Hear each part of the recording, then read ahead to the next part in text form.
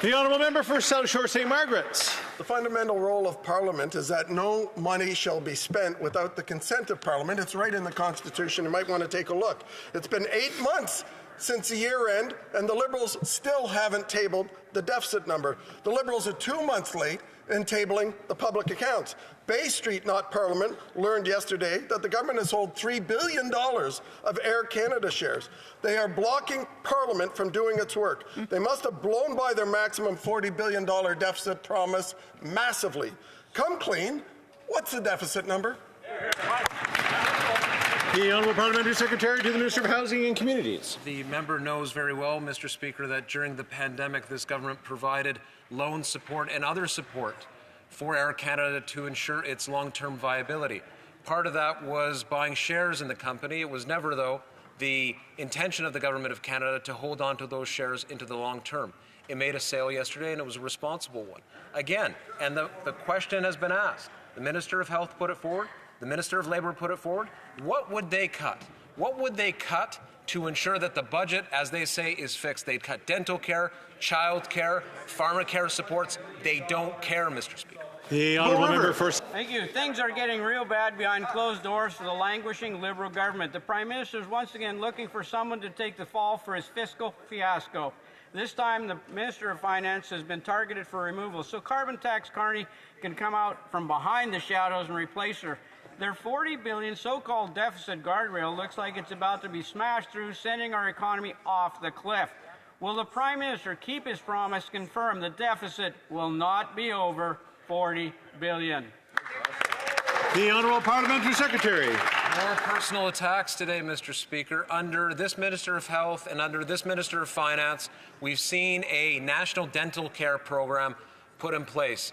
3 million plus Canadians have signed on. Over 1 million have received care, Mr. Speaker. Many are seniors. In fact, seniors were the first to be offered care.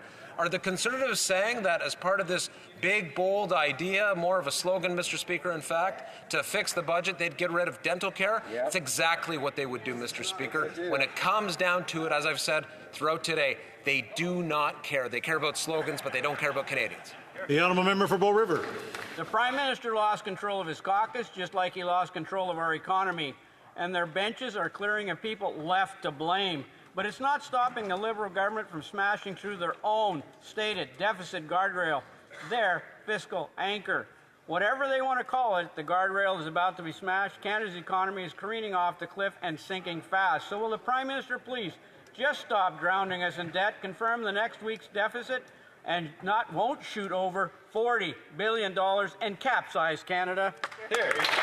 The Honourable Parliamentary Secretary to the Minister of Export Development. Thank you, Mr. Speaker. Mr. Speaker, children's clothes, diapers, car seats, board games, prepared food, snacks, video games, children's toys will all cost 13% less tomorrow in Ontario, thanks to our GST tax break that our Liberal government brought forward, Mr. Speaker. While the Conservatives sat down and voted no against this tax savings for Canadian families, we understand that this time of year is hard on families. We want to continue to be there to support them. If you're planning on taking your family out for dinner, that's 13% less in Ontario. That's what we'll continue to do. We'll continue supporting families in Ontario. So starting tomorrow, there'll be a GST tax break for all families across Canada.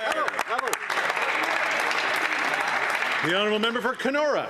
Mr. Speaker, the Prime Minister has lost control of spending and even his own cabinet. He is pushing his Finance Minister to smash through her $40 billion deficit guardrail. All the while, reports indicate he is planning to fire her and replace her with carbon tax Carney. Now, Mr. Speaker, $40 billion would already be a massively irresponsible deficit, but the PBO says it could even go as high as $46 billion. So, Mr. Speaker, will the Prime Minister confirm today that the deficit will not be a penny over $46 billion? Great question.